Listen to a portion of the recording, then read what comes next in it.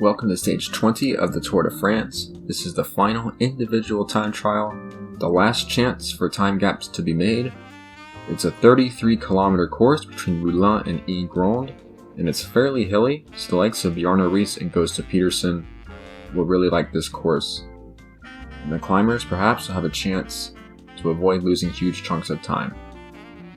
So we're set up at the first time check here, and Henri Onglade of Blackberry has just set a new best time ahead of Erik Brooking of Ceramikas, and Knut Knudsen, who won the first long time trial, third best at the first check.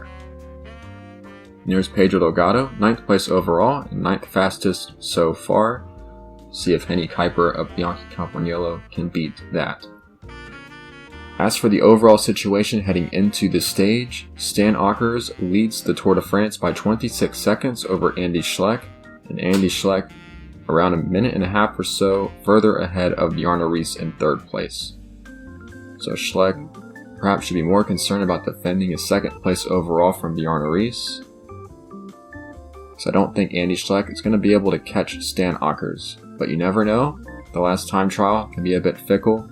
And this man, Andrew Hampsten, has a lot to race for, because he's climbed all the way up into the top 5 of the Tour de France, but he's not great in the time trials, and he's going to try and defend that place if he can. So 17th at 53 seconds, it's not a great start, because Gösta Petersen is going to be a lot quicker than that. A new best time set by Gösta Petersen of La Viclaire, perhaps looking for another stage win for La Viclaire, and that would be a big boost to their title chances. Jan Ulrich of Zulu Kingdom also put through a good time. Let's see what Bjarne Riis can do. Riis 27 seconds back. That's a little bit slower than I would have expected from Riis, and here comes Andy Schleck, the rider in second place overall. 10th place, 35 seconds back, so Bjarne Riis is only taken back 8 seconds, and that's a huge win for Andy Schleck halfway through the course. Here comes Stan Åkers, the yellow jersey, trying to defend his lead. 16th, 40 seconds down, so he's lost 5 seconds to Andy Schleck. So he's leading by 21 seconds on the road. Things could get a bit interesting in the last few kilometers of this time trial. I think Åkers should still be able to hold on to his lead though, and of course the Tour de France title, a lot on the line here. But at the finishing line, Erik Brooking has the best time at the finish, followed by Henri Onglade. So 44 minutes, 49 seconds to time to beat. Here comes Henny Kuiper. Not a great ride by Kuiper in 12th place. Thought he'd go a bit faster than that, and same goes for Tommy Prem, who's another specialist of this discipline. He was just 12th place at the first time check, 13th at the line. And here comes Jan Ulrich, trying to overtake Andrew Hampsten for a top 5 finish in the Tour. Third best time at 18 seconds, that might be enough. And Gösta Petersen has nearly caught Andrew Hampsten, so I don't think Hampsten can defend his 5th place.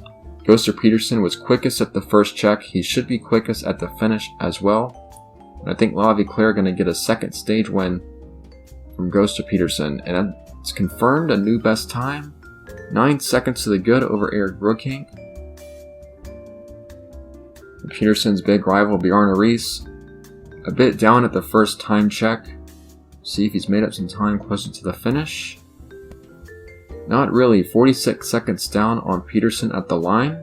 So Andy Schleck should defend his second place in the Tour de France, because he was really good at the first time check considering his time trialing ability, and he's 15th on the line at 1 minute and 1 second. So a great ride by Andy Schleck to defend second place in the Tour de France. And here comes Stan Åkers, right below Schleck, so losing just 2 seconds. A bit of a surprise to see Åkers losing time to Schleck on this stage, but he's only lost 2 seconds, so Stan Åkers should win the Tour de France tomorrow for Bianchi Campagnolo. And there's your stage classification. Gösta Petersen winning for La Viclaire, Erik Brooking 2nd place, Henri Onglade of Blackberry is 3rd, Jan Ulrich in 4th place, should move up on GC with that, and Santiago Botero of Blackberry in 5th place. Knut Knudsen, who won that first long time trial, he was in 6th place, 35 seconds down.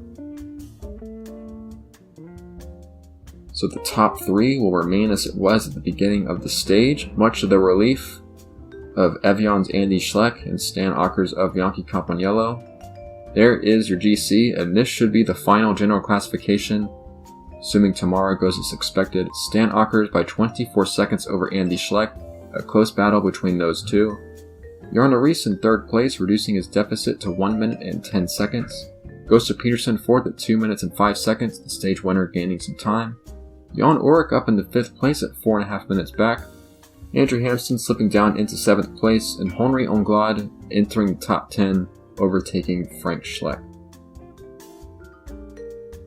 The rest of the minor placings, not huge changes.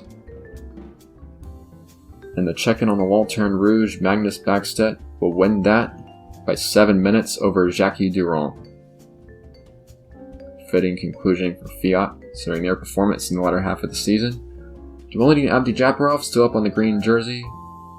No change for the King of the Mountains, and the team competition, Ceramigas defending their lead, and they should win that in Paris tomorrow. So one more stage, stage 21, a lot of points to be doled out for the final placings in the Tour de France. We'll see you then.